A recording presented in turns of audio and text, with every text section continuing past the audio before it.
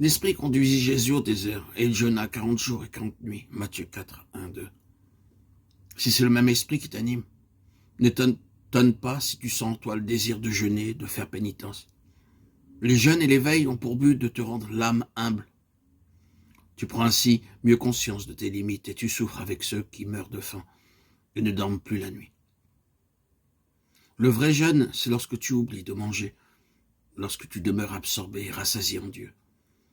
Mais si tu penses sans cesse aux aliments dont tu te prives, ton jeûne n'est d'aucune utilité pour la purification de ton cœur et de ton intellect. Lorsque l'époux vous sera enlevé, alors vous jeûnerez. Lorsque tu as perdu le sens et le goût de la présence de Dieu, lorsque tu te sens alourdi par les passions et les pensées, lorsque l'époux s'éloigne, alors jeûne et par la prière revient à lui.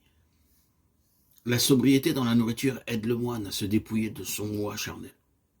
C'est une condition de la transfiguration de son corps par l'Esprit Saint.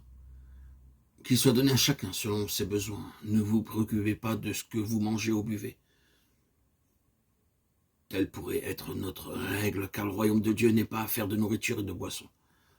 Si ton corps est faible, dit saint Nuf, fais ton possible pour retrancher un petit quelque chose de ta nourriture et également de ta boisson. Dieu en effet a accueilli le bol de la veuve et s'en est réjoui plus que de toutes les autres offrandes. Marc 12, 42. Reste un peu sur ta faim, disent encore les pères.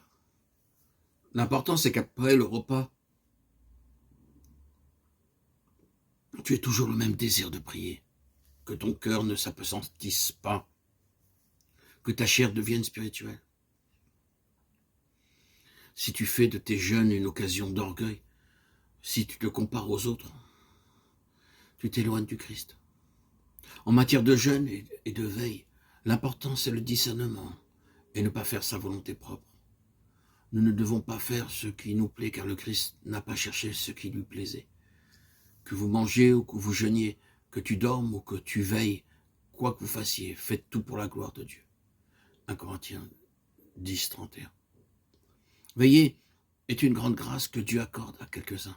Dans le silence et le recueillement de la nuit, ils oublient tout. Pour eux, il n'y a plus de temps, ils sont transportés en Dieu et leur prière est une colonne qui soutient le monde. Veiller sans la grâce est particulièrement pénible, mais il faut persévérer et demander à Dieu sa force. Notre Seigneur s'isolait souvent la nuit, dans un lieu à l'écart.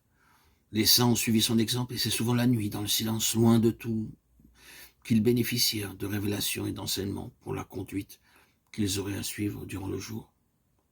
Je me lève au milieu de la nuit pour te louer à cause de tes jugements, toi, le juste.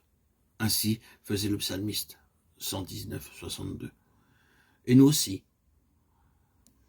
nous nous levons très tôt chaque matin. Il faut vaincre le sommeil du monde, devenir déséveillé. Si tu veilles la nuit et que tu somnoles tout le jour, cela ne t'est d'aucun profit. Il vaut mieux pour toi suivre la nature.